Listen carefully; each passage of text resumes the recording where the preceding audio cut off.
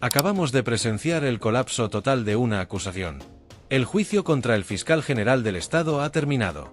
Visto para sentencia. Y lo que ha quedado al descubierto durante estos días es absolutamente escandaloso. Hablamos del mayor montaje judicial que España ha visto en décadas. Un montaje orquestado por un juez. Un montaje ejecutado por agentes de la Guardia Civil. Un montaje diseñado para destruir al fiscal general del Estado. Y todo, absolutamente todo, para proteger a una sola persona, el novio de Isabel Díaz Ayuso, un empresario que defraudó 350.000 euros mientras la gente moría en las residencias. Pero hoy, en el Tribunal Supremo, ese montaje se ha derrumbado pieza por pieza. Las 3 supuestas pruebas contra García Ortiz se han desmoronado. Los testimonios de los periodistas han dinamitado la acusación. Y la actuación de la UCO ha quedado en evidencia como algo tan grotesco, tan manipulado, que varios juristas están hablando ya de posibles prevaricaciones. Pero antes de que sigas viendo, necesitas saber algo crucial. En este juicio ha comparecido el abogado de Alberto González Amador. Y lo que ha dicho es tan delirante, tan alucinante, que cuando termines de ver este vídeo vas a entender por qué todo esto ha sido una farsa desde el principio. Este abogado ha acusado de complot a la Fiscalía, a Moncloa, a la Abogacía del Estado, a la Agencia Tributaria y a todos los periodistas que han declarado. Según él, todos mienten. Todos forman parte de una conspiración para destruir al pobre novio de Ayuso. Pero lo más brutal es lo que ha quedado al descubierto sobre la UCO, sobre el juez Hurtado, sobre cómo han manipulado pruebas, han cortado conversaciones, han tergiversado datos. Quédate hasta el final porque voy a revelarte exactamente qué ha hecho la UCO que ha dejado a los magistrados del Supremo con la boca abierta, y por qué varios expertos están diciendo que esto puede acabar no solo en absolución, sino en nulidad del juicio por actuaciones ilegales. Pero empecemos por el principio. Porque para entender la magnitud de lo que ha pasado hoy en el Supremo, necesitas conocer quién es Alberto González Amador y por qué estamos aquí. Alberto González Amador. El novio de Isabel Díaz Ayuso. Un empresario que durante la pandemia se dedicó a intermediar en la venta de material sanitario. Y se llevó comisiones millonarias. Estamos hablando de 2 millones de euros. 2 millones mientras la gente moría en las residencias. 2 millones mientras los sanitarios no tenían EPIs. 2 millones mientras las familias no podían despedirse de sus muertos. Y de esos 2 millones, González Amador decidió que no iba a declarar todo a Hacienda. Se ahorró 350.000 euros en impuestos. 350.000 euros que deberían haber ido a la sanidad pública, a las escuelas, a las pensiones, se los metió en el bolsillo. Y cuando Hacienda lo descubre en febrero de 2024, cuando le abre una investigación por 2 delitos fiscales, su abogado hace lo que haría cualquier abogado, intenta negociar un pacto con la Fiscalía. Y el 2 de febrero de 2024, ese abogado envía un correo electrónico a la Fiscalía donde reconoce que su cliente ha cometido 2 delitos contra Hacienda. Lo reconoce textualmente. Sin ambigüedades. Mi cliente reconoce los 2 delitos fiscales. Propone un pacto, reconocemos los delitos, devolvemos el dinero, pagamos una multa, y a cambio evitamos la cárcel. Pero la Fiscalía pone condiciones. Hay que devolver todo el dinero defraudado, más intereses, más una multa del 50%. Estamos hablando de más de medio millón de euros. Y González Amador dice que no tiene ese dinero. Que rechaza el pacto. Fin de la historia, ¿verdad? Pues no. Porque aquí es donde entra Miguel Ángel Rodríguez. Y ahora prepárate porque aquí es donde todo se tuerce. El 13 de marzo de 2024, Miguel Ángel Rodríguez, el jefe de gabinete de Ayuso, lanza un bulo. Un bulo que dice que la Fiscalía propuso el pacto y luego lo retiró por órdenes de arriba.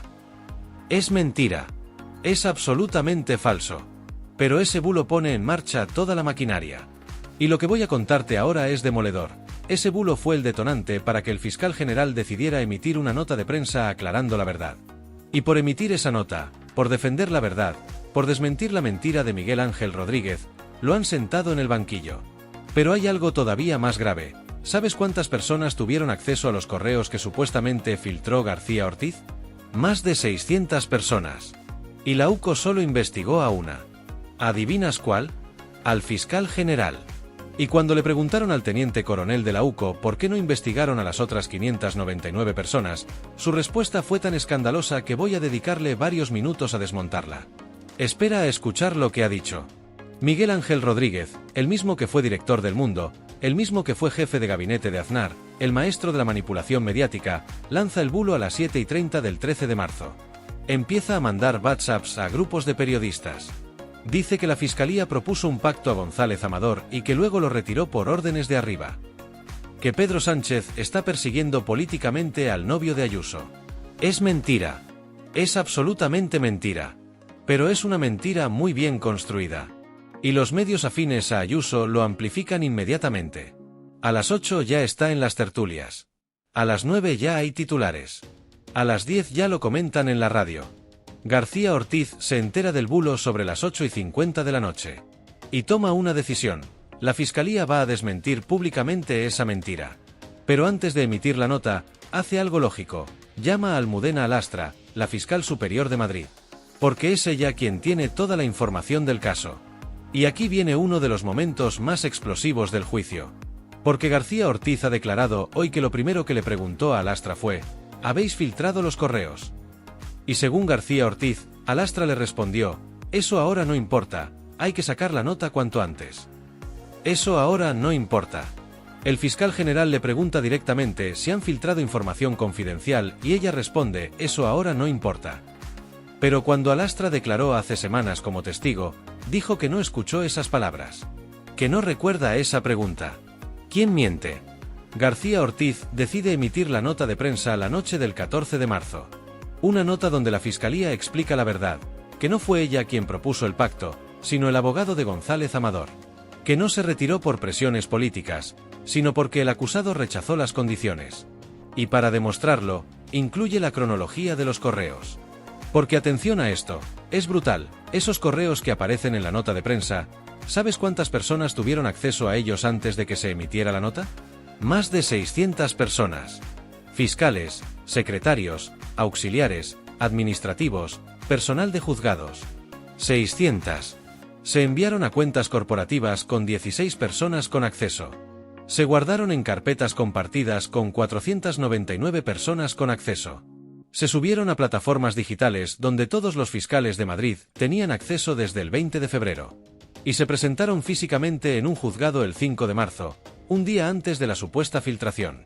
O sea, que todo el personal del juzgado también tuvo acceso. Y ahora viene lo escandaloso, la UCO solo investigó a una persona. Al fiscal general. Y cuando hoy en el juicio la abogada defensora le preguntó al teniente coronel Balas por qué no investigaron a las otras 599 personas, su respuesta fue: nosotros no hacemos investigaciones prospectivas. Básicamente, decidieron desde el principio que el culpable era García Ortiz y solo investigaron a García Ortiz. Espera a escuchar lo que ha hecho la UCO con las pruebas porque es alucinante. ¿Entiendes lo que esto significa? Que acusar al fiscal general de filtrar cuando 600 personas tuvieron acceso a esa información es como buscar una aguja en un pajar donde hay 600 agujas. Pero la UCO decidió que la aguja era García Ortiz. Y solo investigó a García Ortiz. Vamos a analizar las 3 supuestas pruebas que había contra García Ortiz. Porque las 3 se han derrumbado durante el juicio. Prueba 1. García Ortiz filtró a los periodistas. Hoy han declarado en el juicio 3 periodistas. José Manuel Romero de El País, Miguel Ángel Campos y una periodista de El Plural. Y los 3 han dicho lo mismo: García Ortiz no es su fuente. José Manuel Romero declaró ante notario que él conoció la existencia de esos correos 31 horas antes que García Ortiz. 31 horas antes. ¿Cómo puede ser García Ortiz el filtrador si el periodista ya tenía la información un día y medio antes? Miguel Ángel Campos dijo que tuvo acceso a la información a las 8 de la mañana del 14 de marzo. García Ortiz no la conoció hasta las 10 de la mañana. 2 horas después. Y la periodista del Plural confirmó que su fuente era de la Fiscalía de la Comunidad de Madrid, una fuente de más de 30 años que nunca le había fallado. De la Fiscalía de Madrid, no de la Fiscalía General. García Ortiz ha declarado hoy que no habló con ningún periodista ese día. Y que cuando recibió una llamada de Miguel Ángel Campos, estaba hablando con otra persona y le saltó el buzón de voz. No cojo llamadas desde que soy fiscal general porque me volvería loco, ha dicho. La UCO no ha encontrado ni un solo mensaje de WhatsApp con periodistas. Ni un solo correo. Ni una sola llamada que vincule a García Ortiz con los medios. Nada. Primera prueba, desmoronada. Prueba 2. García Ortiz borró su teléfono para destruir pruebas. García Ortiz ha explicado hoy que tiene borrados automáticos en su WhatsApp. Borrados de 24 horas con muchos chats. Y que sistemáticamente no permite que permanezca más de un mes ninguna conversación que pueda contener información profesional. ¿Por qué? Por seguridad. Si mi terminal acaba en manos de terceras personas, estoy poniendo en peligro a muchas personas en este país. Soy muy consciente de eso. Es una medida de seguridad habitual en altos cargos. No es destrucción de pruebas. Es protocolo. Segunda prueba, desmoronada. Prueba 3. García Ortiz borró su email de Gmail. García Ortiz ha explicado que efectivamente borró su cuenta de Gmail. 2 meses después de que la UCO registrara su despacho. 2 meses más tarde. O sea, que la UCO ya tenía todo lo que necesitaba. No se destruyeron pruebas porque la UCO ya las tenía. ¿Y por qué lo borró?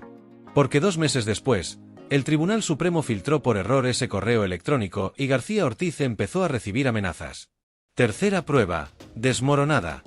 Y ahora viene lo más grave. Lo que ha destapado hoy el juicio sobre la actuación de la UCO. Porque lo que ha salido a la luz es tan escandaloso que varios magistrados y juristas están hablando de posibles ilegalidades. La UCO ha manipulado pruebas. Ha cortado conversaciones de WhatsApp. Ha tergiversado el sentido de los mensajes. Y lo más brutal, cuando registraron el despacho del fiscal general, se llevaron absolutamente todo de sus dispositivos. No solo los 8 días que marcó el juez. No solo los 8 meses que luego rectificó el juez. Todo. Toda su vida digital. Todos sus mensajes, correos, fotos, documentos de toda su vida. Y cuando les preguntaron si pidieron permiso al juez para hacer eso, dijeron que no se acordaban. Espera a escuchar los ejemplos concretos de manipulación porque son alucinantes. Vamos a ver exactamente qué ha hecho la UCO. Porque esto es lo que ha dejado a todo el mundo con la boca abierta. Caso 1. El WhatsApp manipulado. La UCO presentó en su informe un intercambio de WhatsApp entre García Ortiz y Pilar Rodríguez, la fiscal jefa de Madrid. Y ese WhatsApp, según la UCO, sugería que le estaban ofreciendo un ascenso a cambio de su colaboración. El mensaje decía: cuídate mucho, te vamos a necesitar a tope. La UCO interpretó: le están prometiendo un puesto mejor a cambio de que colabore con la filtración. Pero cuando la defensa pidió ver el WhatsApp completo, resultó que la conversación era esta. Estuve en el oftalmólogo, me han operado con un láser, cuídate mucho, te vamos a necesitar a tope. Era un mensaje de salud. No una oferta de trabajo. Era: te vamos a necesitar porque estás de baja y te esperamos. Y cuando le preguntaron al teniente coronel Balas por qué cortaron el WhatsApp, por qué no pusieron el mensaje completo, su respuesta fue alucinante: lo hicimos para proteger su intimidad. ¿Proteger su intimidad? Pero si sugirieron que estaban hablando de planes profesionales y ascensos. Si lo que hicieron fue cambiar completamente el sentido del mensaje. Caso 2. La investigación selectiva. Hoy en el juicio ha quedado claro que la UCO decidió desde el principio que el culpable era García Ortiz. Y solo investigó a él. La abogada defensora le preguntó directamente al teniente coronel Balas: ¿por qué investigaron solo al fiscal general si 600 personas tuvieron acceso a esos correos? Y Balas respondió: nosotros no hacemos investigaciones prospectivas. Nos centramos en personas sobre las que hay indicios o sospechas. O sea, que ellos decidieron quién era el sospechoso. Y solo investigaron a esa persona. No investigaron a las 16 personas con acceso a la cuenta corporativa. No investigaron a las 499 personas con acceso a la carpeta compartida. No investigaron a las 30 personas de la Fiscalía Provincial. No investigaron a ningún fiscal de Madrid con acceso a la plataforma SAFI desde el 20 de febrero. No investigaron a ningún miembro del personal del juzgado. 0. Investigación 0 sobre todas esas personas. Caso 3. El volcado completo e ilegal. Y aquí viene lo más grave. Lo que puede hacer que este juicio acabe no solo en absolución, sino en nulidad. Cuando la UCO registró el despacho del fiscal general, el juez Hurtado ordenó que se llevaran los datos de 8 meses. De octubre de 2023 a mayo de 2024. Luego el juez se dio cuenta del error y rectificó. Quería decir 8 días, no 8 meses. Del 6 al 14 de marzo. ¿Y qué hizo la UCO? Se llevó todo. No 8 meses. No 8 días. Todo. Toda la vida digital de García Ortiz. Todos sus mensajes desde que tiene el teléfono. Todos sus correos desde que tiene la cuenta. Todas sus fotos. Todos sus documentos. Todo. Y cuando hoy la abogada defensora les preguntó por qué hicieron eso, por qué no filtraron solo los 8 días que pedía el juez, el teniente coronel Balas respondió: técnicamente es imposible filtrar por fechas. Es mentira. Por supuesto que es técnicamente posible extraer solo los datos de unas fechas concretas.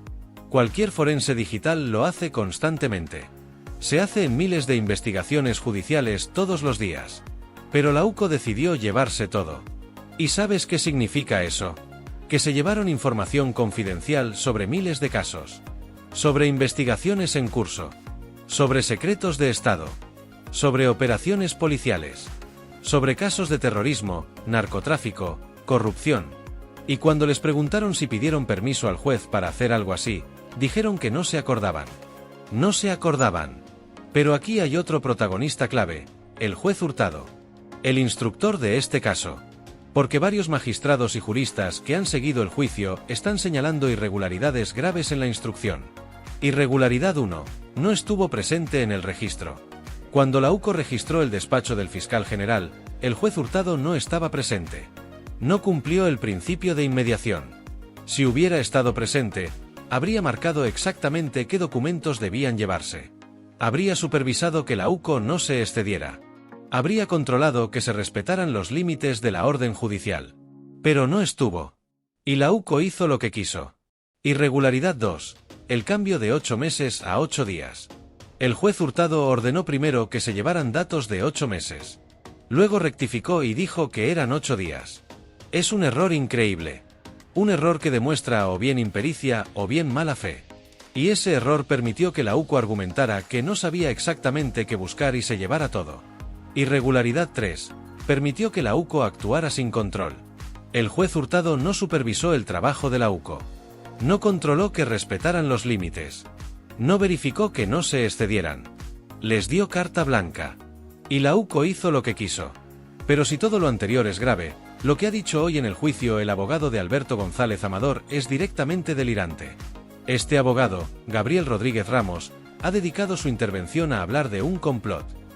Según él, existe un complot organizado desde la Fiscalía General del Estado, el gobierno de Pedro Sánchez, Moncloa, la Abogacía del Estado, la Agencia Tributaria TODOS, los periodistas que han declarado TODOS, los medios de comunicación.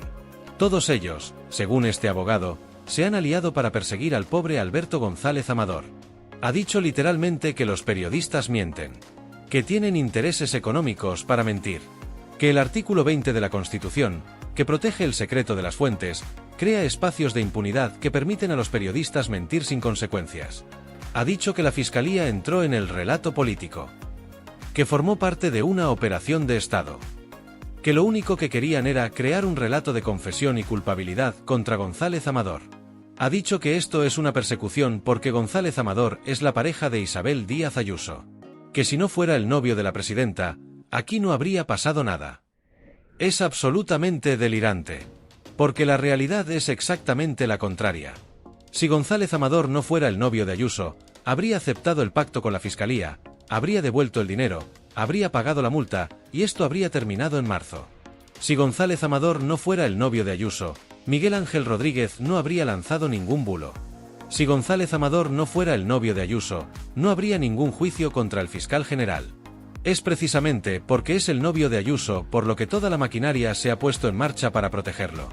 Pero volvamos a los hechos. A los testimonios que han destruido completamente la acusación. Testimonio 1. José Manuel Romero, El País. José Manuel Romero, subdirector del País, fue el primer periodista en publicar información sobre los correos. Y declaró ante notario que él tuvo acceso a esa información 31 horas antes que García Ortiz. También dijo que su fuente era de la Fiscalía de la Comunidad de Madrid, no de la Fiscalía General. Y cuando el abogado de González Amador intentó desmontar su testimonio, cuando le acusó de mentir, Romero se mantuvo firme: mi fuente es de la Fiscalía de Madrid. Y es una fuente de más de 30 años que nunca me ha fallado. Testimonio 2. Miguel Ángel Campos. Miguel Ángel Campos, periodista de La Sexta, declaró que tuvo acceso a la información a las 8 de la mañana del 14 de marzo. García Ortiz no tuvo conocimiento hasta las 10 de la mañana. 2 horas de diferencia. 2 horas que demuestran que García Ortiz no pudo ser la fuente. Además, Campos explicó que cuando intentó llamar a García Ortiz, le saltó el buzón de voz. Porque García Ortiz estaba hablando con otra persona en ese momento. Testimonio 3. La periodista de El Plural. La periodista de El Plural confirmó por escrito que su fuente era de la Fiscalía de Madrid. Y que esa fuente le había dado información sobre este caso antes de que se emitiera la nota de prensa. 3 periodistas. 3 testimonios. Y los 3 dicen lo mismo: García Ortiz no es la fuente. García Ortiz ha declarado durante horas en el Tribunal Supremo. Y su versión ha sido clara, coherente y convincente. Ha explicado que la primera noticia que tuvo del bulo de Miguel Ángel Rodríguez fue a las 8:50 del 13 de marzo. Que llamó a Almudena Alastra para preguntarle qué estaba pasando. Que le preguntó directamente si habían filtrado los correos. Ha explicado que no habló con ningún periodista ese día. Que no filtró ningún documento. Que lo único que hizo fue autorizar una nota de prensa para desmentir el bulo de Miguel Ángel Rodríguez. Ha explicado que esa nota de prensa se basaba en información que ya era pública. Que ya estaba en manos de varios periodistas desde hacía más de un día. Ha explicado que modificó la nota de prensa para proteger a González Amador. Que eliminó referencias a la pareja de la presidenta de la Comunidad de Madrid y puso directamente el nombre de Alberto González Amador para que no se asociara directamente con Ayuso. O sea, que lejos de querer perjudicar a González Amador, lo que hizo fue intentar minimizar el impacto sobre Ayuso. Y ha terminado su declaración con una frase que va a pasar a la historia: la verdad no se filtra. La verdad se defiende. Y ahora vamos al análisis jurídico. ¿Cómo puede acabar esto? Baltasar Garzón, ex juez y uno de los juristas más prestigiosos de España, ha sido muy claro: desde mi punto de vista, no cabe una opción diferente a la absolutoria. ¿Por qué? Porque no hay pruebas. No hay ni una sola prueba que vincule a García Ortiz con la filtración. Los periodistas dicen que no es su fuente. La UCO no ha encontrado ningún mensaje, ningún correo, ninguna llamada. 600 personas tuvieron acceso a la información. Y la UCO solo investigó a una. Victoria Rosell, magistrada, también lo tiene claro: las pruebas que se han presentado en el juicio favorecen claramente la tesis de la inocencia. Los informes policiales tienen el valor de una denuncia, pero deben avalarse o quedar desmentidos. Y en este caso han quedado claramente desmentidos por los testimonios de los periodistas. Y además, Rosell señala algo muy importante: se puede y se debe criticar tanto los métodos de la UCO como escudriñar si han incurrido en algún tipo de prejuicio que pueda invalidar sus conclusiones. Porque lo que ha quedado claro es que la UCO actuó con prejuicio. Decidió desde el principio que el culpable era García Ortiz. Y solo buscó pruebas contra él. Y cuando no las encontró, manipuló las pruebas que tenía. Cortó WhatsApps. Tergiversó conversaciones. Se saltó las órdenes judiciales. Pero hay algo todavía más grave. Algo que varios juristas están señalando: este juicio podría acabar no solo en absolución, sino en nulidad. ¿Por qué? Por las irregularidades cometidas durante la instrucción. El juez Hurtado no estuvo presente en el registro. La UCO se llevó todo el contenido de los dispositivos sin autorización judicial. La UCO manipuló pruebas. Se vulneraron derechos fundamentales del acusado. Victoria Rosell reconoce que es difícil que el Tribunal Supremo declare la nulidad, porque es tanto como afirmar que el instructor ha cometido ilegalidades, de hecho inconstitucionalidades en su instrucción. Y existe un cierto corporativismo en el Poder Judicial que hace que solamos ratificar las medidas dictadas en instrucción. Pero las irregularidades son tan graves que la posibilidad está sobre la mesa. Y si se declara la nulidad, las consecuencias serían devastadoras para el juez Hurtado y para la UCO. Y esto, amigos, es lo que ha pasado en el Tribunal Supremo. Un empresario que defraudó 350.000 euros, que se embolsó 2 millones en comisiones durante la pandemia, sigue libre. Sigue viviendo en un ático de lujo con su pareja en el Palacio de la Comunidad de Madrid. El jefe de gabinete de Ayuso, que lanzó un bulo, que mintió deliberadamente, que reconoció públicamente que se lo inventó, sigue en su cargo. Sigue manejando la comunicación de la presidenta. La fiscal Almudena Alastra, hacia quien apuntan todos los indicios de la filtración, sigue siendo fiscal superior de Madrid. Sigue archivando casos que afectan a Ayuso. Pero el fiscal general del Estado, que defendió la verdad, que desmintió el bulo, que protegió la honorabilidad de la fiscalía, ese sí estuvo sentado en el banquillo. Esto es lawfare. Esto es guerra judicial. Esto es usar la justicia como arma política.